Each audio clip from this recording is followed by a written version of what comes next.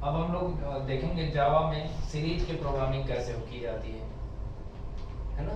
तो जावा में सीरीज पे आधारित तमाम तरह तरह के क्वेश्चंस आते हैं जिनको जिनके बिहाफ पे हमको जावा का कोड लिखना पड़ता है या जिनको सॉल्व करने के लिए हमको जावा का कोड लिखना पड़ता है। और क्वेश्चन कुछ इस टाइप से आते हैं।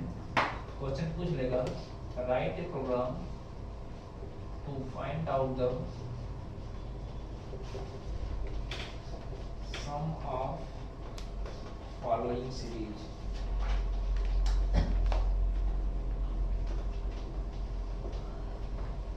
सीरीज कुछ इस टाइप से दे देगी।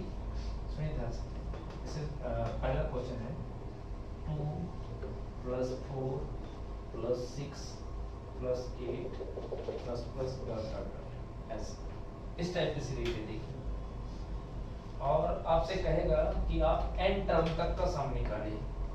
n क्या है? Number of term. ठीक है, जैसे मान ली n कोई वेरिएबल है जिसको मैं कह रहा हूँ नंबर ऑफ टर्म। इसकी वैल्यू यदि हम 2 देते हैं, नंबर ऑफ टर्म में यूजर को इनपुट करना पड़ेगा। तो नंबर ऑफ टर्म की वैल्यू यदि हम 2 देते हैं तो क्या करेगा?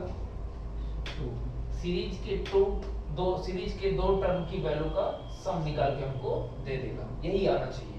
ये पहला टर्म हो गया। अच्छा, सीरीज के कुछ एलिमेंट होते हैं, हम उनके बारे में आपको बता देते हैं। जैसे ये टर्म नंबर है, टर्म नंबर 1 है। हर एक टर्म का अपना नंबर होता है, तो ये इसको हम टर्म नंबर 1 कहेंगे, टर्म नंबर 2 कहेंगे, टर्म नंबर 3 कहेंगे, टर्म नंबर 4 कहेंगे। तो एक तो सीरीज की प्रोग्रामिंग में आपको टर्म नंबर पता होना चाहिए। टर्म नंबर पता क्या होना चाहिए? ऑलरेडी सब में सब कोई सीरीज कोई भी रहेगी, टर्म नंबर ऐसे ही चलेगा। Term number 1, term number 2, term number 3, term number 4। अच्छा, एक चीज और मैं आपको बता दूं, क्लियर कर दूं, टर्म वैल्यू होती है। टर्म वैल्यू के ऊपर भी हमको पूरा ध्यान देना है। जैसे ये देखिए, टर्म नंबर 1 है लेकिन इसकी वैल्यू कितनी है? 2। ये टर्म नंबर 2 है जिसकी वैल्यू कितनी दी गई है? 4। ये टर्म नंबर 3 है जिसकी वैल्यू कितनी दी गई है? 6। अच्छा, सीरीज तभी बनती है जब वैल्यू जो टर्म के बीच का जो डिफरेंस होता है वो सेम होता है, तभी सीरीज बनती है। ऐसा नहीं होगा कि एक के बीच का 2 का डिफरेंस हो, अगले के बीच में 4 का हो, अगले के बीच में 3 का हो। ऐसा नहीं होगा। एक मतलब कॉन्टिन्यू एक कह सकते हो ना कि सेम डिफरेंस, टर्म के बीच की वैल्यू का जो डिफरेंस होता है वो क्या होता है? सेम होता है। ठीक है, और आपको क्या करना है? Total number of term, total number of terms. तो यहाँ पे ये जो n हम बता रहे हैं ये टोटल नंबर ऑफ टर्म्स है, मतलब n की वैल्यू जितना देंगे उतने टर्म तक का सम निकाला जाएगा। तो जैसे n की वैल्यू हमने 2 दे दिया तो इन दोनों टर्म तक की वैल्यू को मतलब 1 से चलेगा और 2 तक के टर्म को दोनों को जोड़ के जो रिजल्ट होगा हमको देगा। तो 2 टर्म की वैल्यू अगर हम जोड़ेंगे तो हमको फाइनल आंसर कितना मिलना चाहिए? 6। यदि हम n की वैल्यू 3 दे देते हैं उस केस में होगा क्या? अब 1 से लेके कितने टर्म तो कुछ ऐड करेगा? 3 टर्म तक का। तो उस केस में हमारा रिजल्ट कितना आना चाहिए? उस केस में रिजल्ट हमारा आना चाहिए। अब आपको समझ में आ गया होगा तो हमको करना क्या है। अच्छा, सीरीज में 2 तरीके के क्वेश्चन पूछे जाते हैं, एक तो सम करने के लिए, एक तो सीरीज को प्रिंट करने के लिए। ऐसा भी क्वेश्चन एग्जाम में पूछा जाता है या एसएससी बोर्ड में भी पूछा जाता है इस टाइप का, सीरीज को प्रिंट करने के लिए या सीरीज का सम निकालने के लिए। ठीक है, तो ये बहुत बेसिक क्वेश्चन है। तो हम क्या करते हैं, इस पे प्रोग्राम बनाते हैं। जैसे हमने दिया, क्लास का नाम दे दिया सम सीरीज। ठीक है, अब क्या करेंगे? Public static void main string. सबसे पहले हम क्या करेंगे? इंपोर्ट स्टेटमेंट लिखना मत भूलिएगा क्योंकि हम स्कैनर क्लास का यूज करने वाले हैं। java.util.string। ठीक है, अब हम यहाँ क्या करना है? स्कैनर क्लास का यूज करेंगे। Scanner sc=new scanner system dot. ठीक है, सबसे पहले क्या करना है? Enter the number of term, है ना, टोटल नंबर ऑफ टर्म या इसको नंबर ऑफ टर्म भी कह सकते हो, नंबर ऑफ टर्म। तो हम इंट मैसेज पहले देते हैं, SOP ln enter the number of, मतलब हमको total number of term inter करना है, कितने टर्म तक का सम चाहते हो, उसके लिए हम n को इंटर कर लेते हैं, n equal to sc dot next. ठीक है, अब आपको ये तो हो गया टर्म नंबर। दूसरा हमने बताया है टर्म वैल्यू। टर्म की वैल्यू क्या है, तो फर्स्ट टर्म की वैल्यू को ध्यान में रखना है। टर्म की वैल्यू क्या है, तो इसके लिए हमने एक वेरिएबल ले लिया जिसमें हमने असाइन कर दिया कितना 2। टर्म की वैल्यू में ये ध्यान रहे, टर्म की वैल्यू को अलग वेरिएबल में हम रखेंगे और उसकी वैल्यू हम क्या इनिशियलाइज करेंगे, जो फर्स्ट टर्म की वैल्यू होगी। अगर यहाँ 1 होता तो हम यहाँ पे 1 रखते हैं। बात समझ में आ गया। अब क्या करेंगे, हमको जोड़ना है, जोड़ना है तो उसके लिए s नाम का एक वेरिएबल लेंगे, सम करना है ना, जिसमें हम क्या ले लेंगे 0। अब क्या करेंगे, हमको सम कहां से कहां तक करना है, हमेशा 1 से लेके n तक। सीरीज के प्रॉब्लम में 1 से लेके n तक ही जाना है, कोई भी सीरीज हो हमेशा 1 से लेके n तक ही जाना है। तो हम क्या करेंगे, int I इक्वल टू 1 से स्टार्ट कर रहे हैं। क्यों 1 से स्टार्ट कर रहे हैं, अच्छा ये I किसको इंडिकेट कर रहा है, टर्म नंबर को। I किसको इंडिकेट कर रहा है, टर्म नंबर को। तो I की वैल्यू 1 होगी तो इसका मतलब हो गया टर्म नंबर 1। और जब टर्म नंबर 1 होगा तो उसमें A की वैल्यू कितनी होनी चाहिए, 2 होनी चाहिए। जब टर्म नंबर 2 होगा तो उस समय हमको ऐसा कुछ करना है कि A की वैल्यू 4 हो जाए, क्योंकि टर्म नंबर 2 पे क्या है 4। चीजें जब सेपरेट करके करेंगे, कोई भी सीरीज आपको दे दी जाएगी तो आप बहुत आसानी से उस प्रॉब्लम को सॉल्व कर सकते हैं। ये बहुत बेसिक क्वेश्चन है। अब 1 से लेके n तक जाना था, इसलिए हमने क्या कर दिया, 1 equal r equal to n, sorry I equal r equal to n।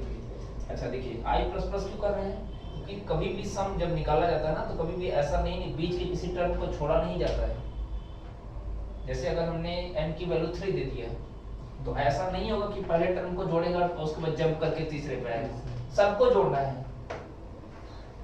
अब वो डिपेंड कर कहां तक जोड़ना ये देना है, लेकिन ऐसा बीच में कोई टर्म छोड़ा नहीं जाएगा। यानी पहले टर्म से स्टार्ट करेंगे, दूसरे पे जाएंगे, तीसरे पे जाएंगे, चौथे पे जाएंगे, फिर ऐसे से हम n टर्म तक जाएंगे, लेकिन सीक्वेंशियली जाएंगे। बीच के किसी टर्म को हमको छोड़ना नहीं है, इसलिए हमने क्या किया है, इंक्रीमेंट 1 का किया, ताकि पहले टर्म से स्टार्ट करें, दूसरे पे जाएं, तीसरे पे जाएं, चौथे पे जाएं, पांचवें पे जाएं, इस तरीके से n टर्म तक जाएं। तो देखिए n की वैल्यू हमने दी 3 दिया है, तो I की वैल्यू 1 होने का मतलब फर्स्ट टर्म कहां तक जाएगा, 3 तक। अब करना क्या है हमको, इसमें जब I की वैल्यू 1 होगी तो उस समय फर्स्ट टर्म की वैल्यू कितनी दी गई, हमने 2 लिया है। अब अच्छा देखिए, जब सम किया जाता है तो टर्म नंबर को नहीं जोड़ा जाता है, बल्कि टर्म की वैल्यू जोड़ी जाती है। तो इसीलिए हमने क्या किया, s equal to s plus I ना करके, I को अगर ऐड करते तो I की वैल्यू 1 हो जाती है, हमको किसको ऐड करना है, a को। तो टर्म की वैल्यू कितनी हो जाएगी 1, सॉरी टर्म की वैल्यू कितनी है 2 है। तो 0 प्लस 2 का मतलब हो गया 2। s की वैल्यू कितनी आ गई 2, कब, जब I की मान 1। अब आप बताइए I की वैल्यू 1 होने का मतलब ये हो गया कि हमारे s में कितना आना चाहिए, 2 होना चाहिए। अब क्या करेंगे, अब देखिए I की वैल्यू इंक्रीमेंट कराने से पहले अब अगले टर्म की वैल्यू के बारे में सोच लेना है, या आप यूं कहें कि टर्म के बीच का डिफरेंस कितने का है, 2 का है। तो हम क्या करेंगे, a की वैल्यू में 2 जोड़ देंगे, तभी ना a की वैल्यू 2 से 4 होगी, 4 से 6 होगी, 6 से 8 होगी, 8 से 10 होगी। ठीक है, अब देखिए यहाँ पे क्या हुआ कि s में a को ऐड कर दिया गया, फिर यहीं से जाएगा I की वैल्यू बढ़ाएगा, I में कितना हो गया 2। अच्छा ध्यान दीजिएगा, इसको भी एग्जीक्यूट किया, जब इसको एग्जीक्यूट किया तो a की वैल्यू 2 से कितनी हो गई 4 हो गई। अब इसके बाद जाएगा I को बढ़ाएगा, I को बढ़ाएगा कितना हो गया 2 लेस I इक्वल टू 3 की कंडीशन हो गई 2। अच्छा ध्यान दीजिए, जब I की वैल्यू 2 होगी तो इसका मतलब हम किस टर्म पे होने चाहिए, सेकंड टर्म पे। और सेकंड टर्म पे अपने a की वैल्यू कितनी हो चुकी है 4। इसका मतलब हम बिल्कुल करेक्ट चल रहे हैं। बिना कंपाइलर के, बिना सिस्टम के हम आसानी से अपने प्रोग्राम को चेक कर सकते हैं कि हमारा प्रोग्राम गलत है कि सही है, बिना रन कराए। बस आपको ये करना है कि जो भी टर्म नंबर आप दे रहे हो वहां तक का सम पहले का लेना है, फिर उसके बाद प्रोग्राम को जब ट्रेस करेंगे, अगर ट्रेस करने के बाद उतना ही रिजल्ट आ रहा है, इसका मतलब ये है कि हमारा आंसर करेक्ट है। तो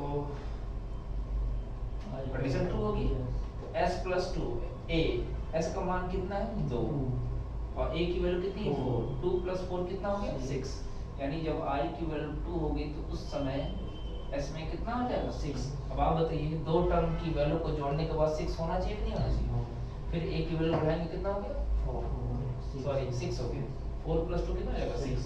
फिर i पे बढ़ाएगा कितना हो गया 3 3 लेस r इक्वल टू ठीक है कंडीशन होगी ट्रू होगी तो क्या होगा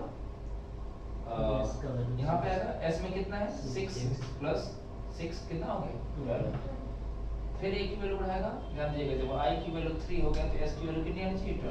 अब ये तीन टर्म का जोड़ने के बाद सब 12 आएगा कि नहीं आएगा। फिर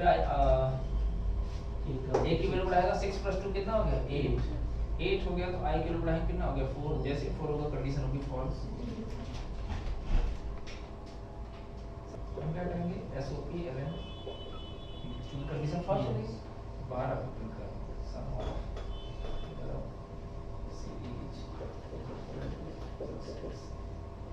उसके बाद हम मेन मेथड को क्लोज करेंगे क्लास। अब देखिए अब इसी एक पैटर्न पे हम देखिए कितने सारे प्रॉब्लम को हम लोग सॉल्व कर सकते हैं। जैसे अब देखिए इसमें हम खाली एक प्रॉब्लम हमको समझ में आ गया तो हम कई सारे प्रॉब्लम को सॉल्व कर सकते हैं। कैसे जैसे देखिए मान लीजिए हम इसको ऊपर से हटा दे रहे हैं इस क्वेश्चन को भी हटा दें। जैसे देखिए अगर क्वेश्चन कुछ इस टाइप का होता क्वेश्चन नंबर 2